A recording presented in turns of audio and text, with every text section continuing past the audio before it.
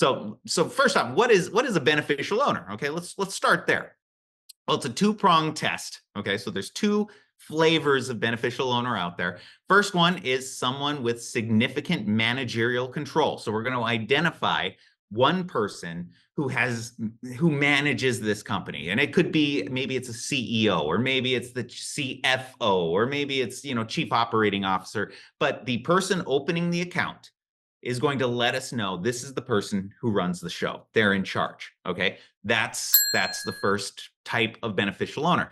But we can't stop there. There's also anybody who owns 25% or more of a legal entity.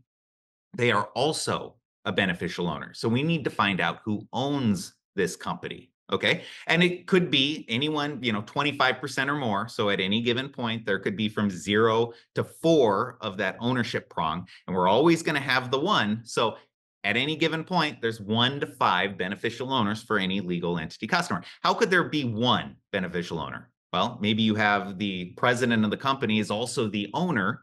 So that person is your beneficial owner.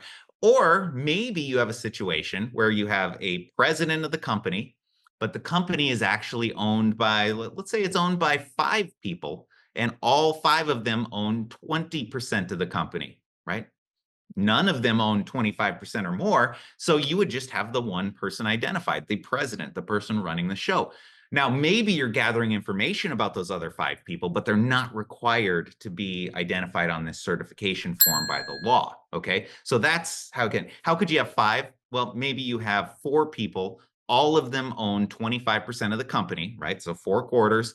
You have those 4 people, and maybe they hired an outside president who's running the show. So you'll have the person who has significant managerial control and the 4 people that all own the company. That's how you'd have 5. At any point, there'll be 1 to 5 beneficial owners on any of these legal entity customers.